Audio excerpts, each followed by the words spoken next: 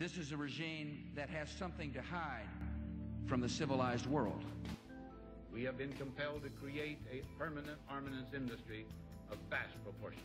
In the councils of government, we must guard against the acquisition of unwarranted influence, whether sought or unsought, by the military-industrial complex.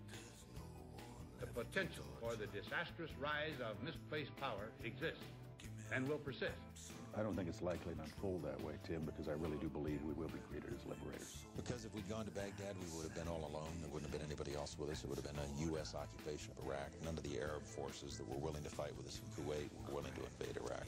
For we are opposed around the world by a monolithic and ruthless conspiracy that relies primarily on covert means for expanding its sphere of influence, on infiltration instead of invasion, on subversion instead of election, on intimidation instead of free choice, on guerrillas by night instead of armies by day.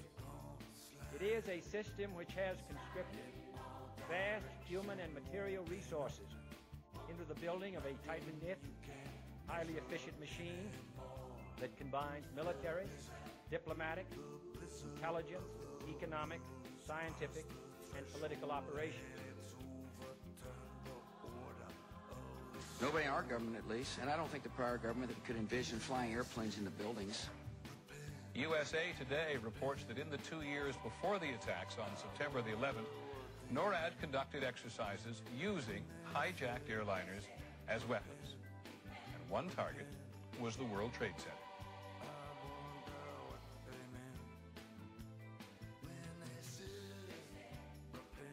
We have not seen one piece of evidence that links Osama bin Laden directly to the planning stages of September 11th. This failure to provide proof was later said to be unnecessary because bin Laden, in a video allegedly found in Afghanistan, admitted responsibility for the attacks. This confession is now widely cited as proof.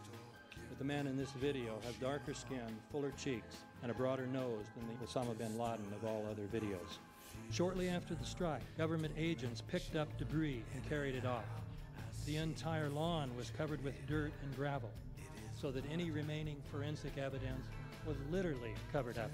The videos from security cameras, which would show what really hit the Pentagon, were immediately confiscated by agents of the FBI, and the Department of Justice has to this day refused to release them.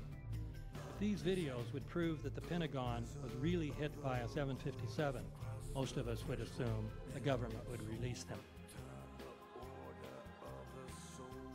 Guatemala, 1954. The United States intervened unilaterally to protect its vital interests. Lebanon, 1958. The United States feels its policy of containment in the Middle East is threatened, responds openly and unilaterally. The United States intervened in Laos, the Congo, Brazil. Ronald Reagan invaded Grenada in 1983. Last night I ordered U.S. military forces to Panama. My fellow Americans, renewed hostile actions against United States ships on the high seas in the Gulf of Tonkin have today required me to order the military forces of the United States to take action in reply.